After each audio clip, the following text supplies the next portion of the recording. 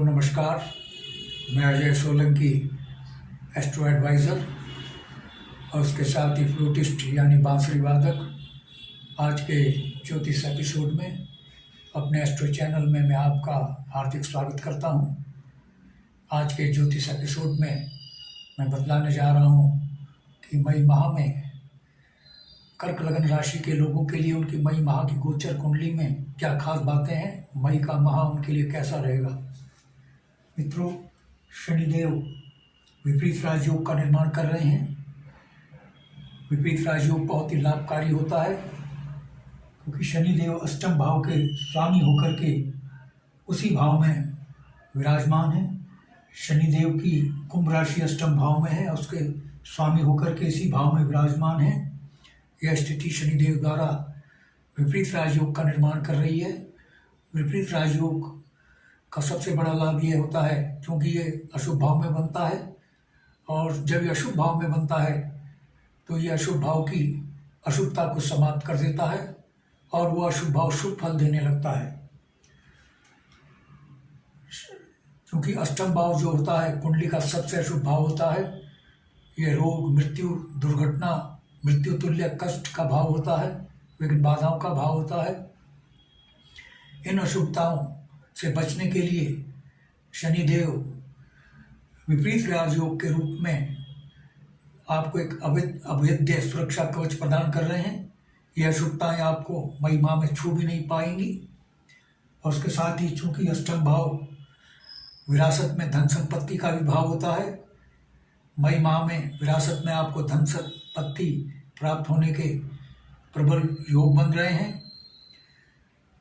और शनिदेव जो है विवाह भाव के भी स्वामी हैं, क्योंकि विपरीत राजयोग का निर्माण कर रहे हैं। इसलिए यह सप्तम भाव है, क्योंकि विवाह का भी भाव होता है। आपके विवाह के प्रबल योग बन रहे हैं। कर्क लगन राशि के लोग जो विवाहित हैं उनके विवाह के योग बन रहे हैं।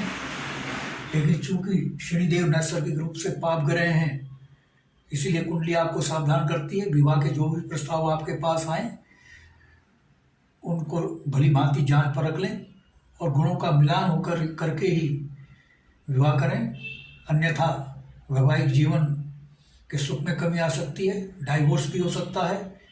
क्योंकि शनिदेव जो नैसर्गिक पाप ग्रह है, विवाह भाव के स्वामी है। क्योंकि ये जो सप्तम भाव है बिजनेस का भी भाव है, शनिदेव बिजनेस भाव के भी स्वामी है, बिजनेस पार्टनर का भाव है, गृहस्थ जीवन का भाव है। जो बिजनेसमैन हैं, कर्क लगन के लोग, चाहे किसी भी कमोडिटी का बिजनेस कर रहे हैं, किसी भी गुड्स का बिजनेस कर रहे हैं, उनको बिजनेस में ग्रोथ मिलेगी और बिजनेस में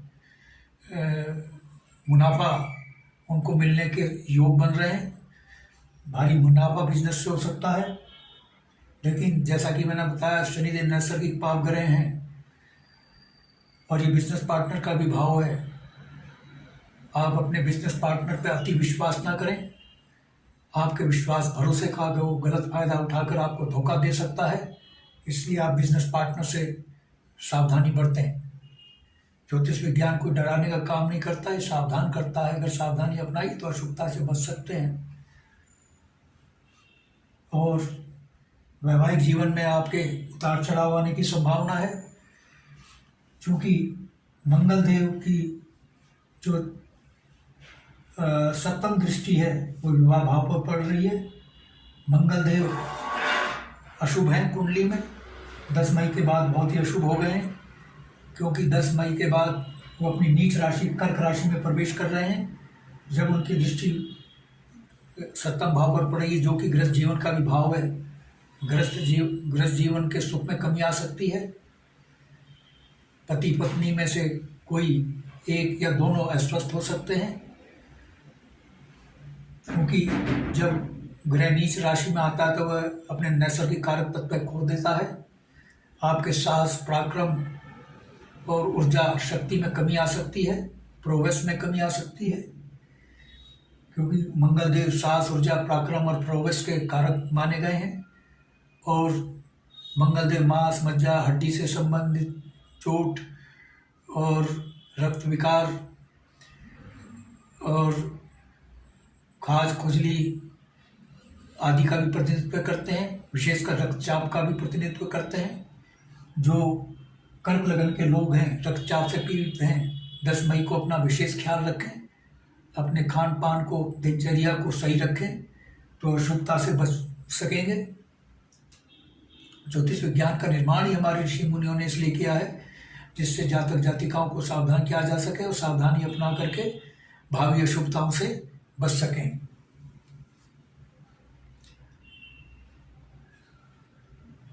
इसके साथ ही बृहस्पति देव जो हैं भाग्य भाव के स्वामी हैं, जो कि त्रिकोण का भाव है।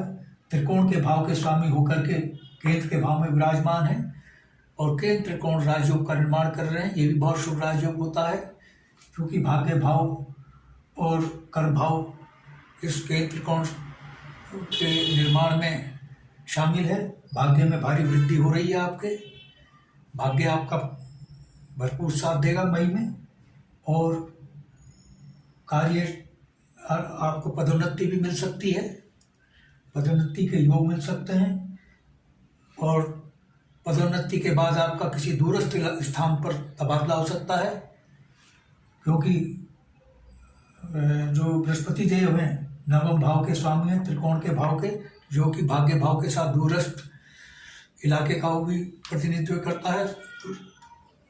दूरस्थ स्थान पर पदोन्नति के बाद तबादला होने की संभावना बन रही है। और सूर्य देव जो हैं 10 मई तक मेष राशि में रहेंगे। मेष राशि सूर्य देव उच्च राशि होती है और दशम भाव में 10 मई तक रहेंगे।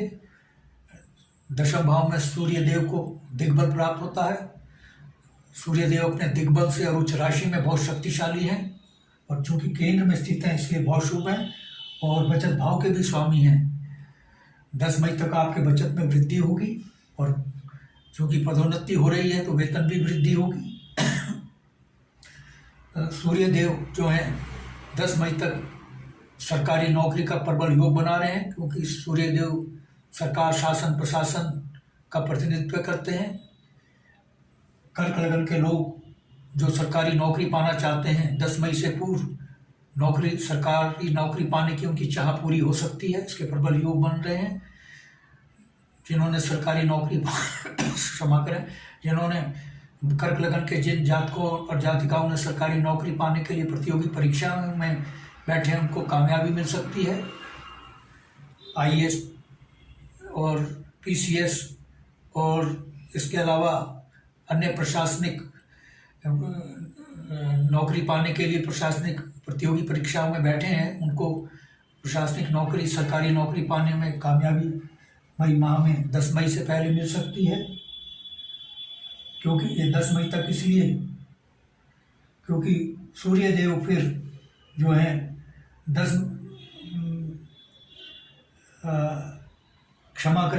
15 मई तक योग बन रहे हैं सरकारी नौकरी पाने के, क्योंकि 15 मई तक सूर्य देव मेष राशि में रहेंगे और 15 मई के बाद यह सरकारी नौकरी का योग सूर्य देव द्वारा जो बनाया जा रहा है समाप्त हो जाएगा क्योंकि सूर्य देव वृषभ राशि में गोचर कर जाएंगे 15 मई से और 15 मई को आय भाव में जाएंगे।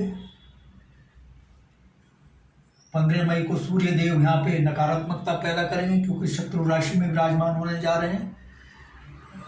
वृष राशि जो है सूर्य देव की शत्रु राशि है। ग्रहों में भी शत्रुता मित्रा होती है जैसे इंसानों में होती है। सूर्य देव और शुक्र देव में शत्रुता है और सूर्य देव चूंकि शत्रु राशि में जा रहे हैं इसलिए बचत नकारात्मक आय आपकी नकारात्मक रूप से प्रभावित हो सकती है। लेकिन 15 मई तक सूर्य देव और बृहस्पति देव दोनों की युति धन योग का निर्माण कर रही है। यह युति 15 मई तक रहेगी। जैसा कि मैंने बताया 15 मई के बाद सूर्य देव वृष राशि में चले जाएंगे, आय भाव में चले जाएंगे। लेकिन 15 मई तक एक प्रबल धन योग बना रहे हैं।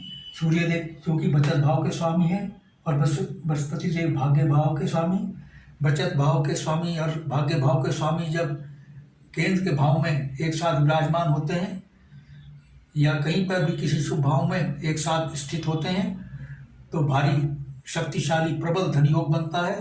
धन योग जैसा कि नाम से स्पष्ट है, धन का आगमन, धन में वृद्धि, धन धान्य सुख में वृद्धि है। 15 मई तक आपकी आय में भारी वृद्धि होगी,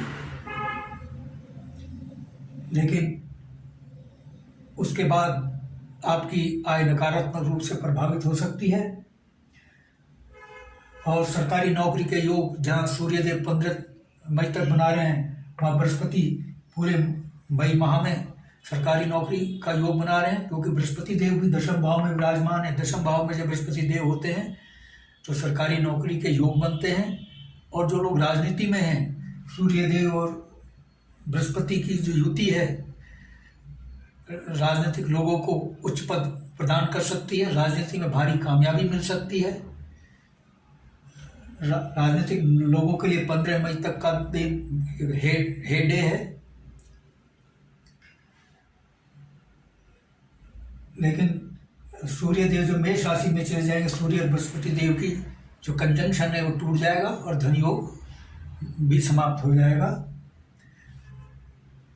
और शुक्रदेव चूंकि भौतिक सुख सुविधाओं के भाव के स्वामी हैं और शुक्रदेव विलासिता के नैसर्गिक कारक हैं, लग्जरी के कारक हैं। आपके मन में मई माह में भौतिक सुख सुविधाओं को पाने की लालसा जोर मार सकती है। और आप जो हैं चार वाहक दर्शन की जो एक हकीकत है, ये यावज्जीवेतम सुखम जीवेत ऋणम कृत्वा घृतम पिबेत, चार वाक दर्शन की इस बात को साकार कर सकते हैं।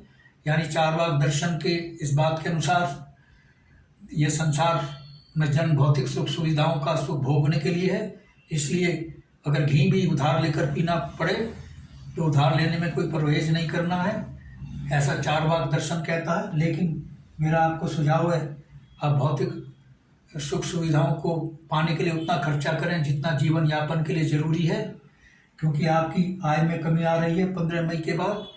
लेकिन आप लग्जरियस भौतिक सुख सुविधा यानी लग्जरियस भवन निर्माण, लग्जरियस भवन खरीदने, लग्जरियस मकान खरीदने, लग्जरियस मकान का निर्माण करने और लग्जरियस मोटर वाहन खरीदने और लग्जरियस गैजेट्स पाने के लिए भारी भरकम खर्च कर सकते हैं।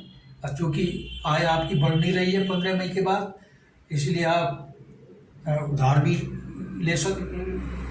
लेने में हिचकेंगे नहीं। मेरा सुझाव है कि आप उधार से बचें, ऋण से बचें, क्योंकि जो शुक्रदेव भौतिक सुख सुविधाओं के स्वामी हैं वो द्वादश भाव शुभ भाव में विराजमान है और वो भी शत्रु राशि में। तो ऋण के बोझ से बचें, उतना ही भौतिक सुख सुविधाएं जुटाएं जो जीवन के लिए जरूरी हैं। यानी cut your coat according to your cloth, उतना ही पैर पसारें जितनी चादर है, जितनी आय है उसी के अंदर आप भौतिक सुख सुविधा पाने की चेष्टा करें। और बृहस्पति देव चूंकि अशुभ भाव के भी स्वामी हैं, जो षष्ठम भाव है, षष्ठम भाव बहुत अशुभ भाव होता है, रोग ऋण शत्रु का भाव होता है, बीमारियों का भाव होता है। और चूंकि इस षष्ठम भाव से 1, 2, 3, 4 पंचम भाव में बृहस्पति देव विराजमान है, पंचम भाव संतान का भाव होता है। आपकी संतान अस्वस्थ हो सकती है और उसकी शिक्षा में भी बाधा आ सकती है अस्वस्थता के कारण, इसलिए आप सावधानी अपनाएं। और आपका जो उधार दिया हुआ पैसा फंस सकता है, जो बकाया धन आपके पास आना है वो उसकी प्राप्ति की संभावना बहुत कमज़ोर है। मंगल देव जो हैं 10 मई तक तो आपके लिए बहुत शुभ हैं, क्योंकि मंगल देव जो हैं 10 मई तक इसमें द्वितीय भाव में सिंह राशि में विराजमान रहेंगे। और सिंह राशि मंगल देव की मित्र राशि है, मित्र ग्रह की राशि है, इसलिए आपकी आपकी बचत में वृद्धि होगी, पारिवारिक सुख में वृद्धि होगी। और चूंकि वाणी का भी भाव है, परिवार के साथ वाणी का भाव है, आप अपनी वाणी के से समाज के लोगों को प्रभावित करेंगे। लेकिन हाँ, और इसके साथ ही 10 मई से पूर्व जिनकी प्रथम संतान होनी है उनको पुत्र रत्न की प्राप्ति की प्रबल संभावना है, क्योंकि बृहस्पति देव 10 मई तक द्वितीय भाव में रहेंगे, मेष राशि में। यहाँ से उनकी पंचम दृष्टि संतान भाव पर पड़ेगी।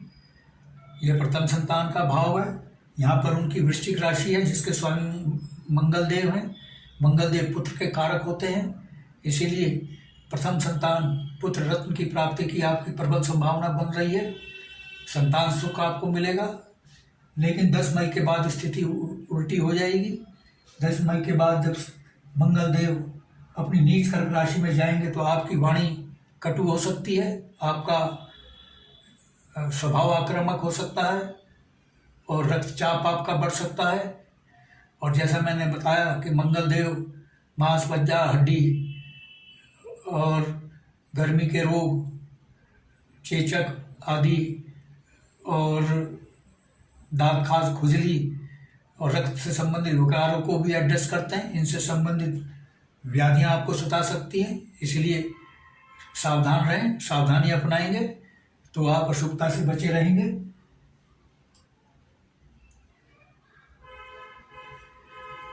और मित्रों, ये जो मंगल देव की जो सप्तम दृष्टि है वो परिवार भाव पर पड़ रही है। 10 मई के बाद मंगल देव आपके परिवार के वातावरण को खराब करने की चेष्टा करेंगे। परिवार के वातावरण को सौहार्द बनाने के लिए आप अपनी वाणी पर नियंत्रण करें और परिवार के सदस्यों से आप तालमेल बनाकर रहें तो पारिवारिक वातावरण सुखमय रहेगा। अन्यथा मंगल देव की दृष्टि पड़ रही है, सप्तम दृष्टि, जो कि बहुत अशुभ दृष्टि पड़ रही है। और इसके साथ ही मंगल देव की जो चतुर्थ दृष्टि है, 1, 2, 3, 4, वो भौतिक सुख सुविधाओं के भाव पर पड़ रही है। ये माता का भी भाव है। माता का स्वास्थ्य खराब हो सकता है, माता से संबंध बिगड़ सकते हैं। माता के स्वास्थ्य का ध्यान रखें, माता का सम्मान करें तो अशुभता से बचे रहेंगे। और यही स्थिति शुक्रदेव भी पैदा कर रहे हैं, क्योंकि शुक्रदेव भी इसी भाव के स्वामी होकर के शुभ भाव में विराजमान है, द्वादश भाव में। वो भी माता के स्वास्थ्य को में कमी ला रहे हैं और भौतिक सुख सुविधाओं से संबंधित आपको परेशानी हो सकती है। भूमि, भवन, वाहन से संबंधित दिक्कतों का सामना करना पड़ सकता है। मित्रों, बताने के लिए तो बहुत कुछ है, लेकिन वीडियो की लिमिटेशन होती है। वीडियो की लिमिटेशन को मद्देनजर रखते हुए जो खास बातें थी उनको मैंने बताने का प्रयास किया है। कुंडली तो एक महासागर होती है, जितना इसमें प्रवेश करते जाओ उतनी नई बातें मिलती जाएंगी, प्रोस कॉन्स मिलते जाएंगे। अगर आपके मन में कोई प्रश्न या क्वेरी है और विस्तार से आप जानना चाहते हैं मई के माह में और क्या खास बातें हैं, तो आप कमेंट बॉक्स में कमेंट कर सकते हैं। और यदि आपको मेरा यह एपिसोड पसंद आया है तो I request you to please subscribe my channel. मेरे चैनल को सब्सक्राइब करने से आपको 2 फायदे होंगे। एक तो अगला ज्ञानवर्धक ज्योतिष का एपिसोड सबसे पहले आपके पास पहुंचेगा, और दूसरे, चूंकि मैं फ्लूटिस्ट भी हूं, बांसुरी सिखाने के फ्लूट ट्यूटोरियल भी इसी एस्ट्रो चैनल में डालता हूं, और बॉलीवुड के सुपरहिट गाने, भक्ति संगीत, देशभक्ति के गीत और एवरग्रीन रोमांटिक गीत बांसुरी से बजाकर और गीत से संबंधित बैकग्राउंड म्यूजिक को प्ले करके बांसुरी से बजाकर बांसुरी के वीडियो को इसी एस्ट्रो चैनल में मैं डालता हूं। मेरे चैनल का आपको भरपूर लाभ मिले। I therefore request you to please subscribe my channel. और यदि आपके मन में कोई प्रश्न या क्वेरी है, और यदि आप अपनी जन्म कुंडली या लग्न पत्रिका की एनालिसिस करवाना चाहते हैं, तो आप अपने प्रश्नों के साथ अपनी बिल्कुल सही जन्मतिथि, जन्म समय, जन्म स्थान मेरे व्हाट्सएप नंबर 9411769698 पर भेज सकते हैं। मैं आपके प्रश्नों का तुरंत उत्तर दूंगा, तुरंत रिप्लाई दूंगा। बस आज इतना ही मित्रों। धन्यवाद, नमस्कार।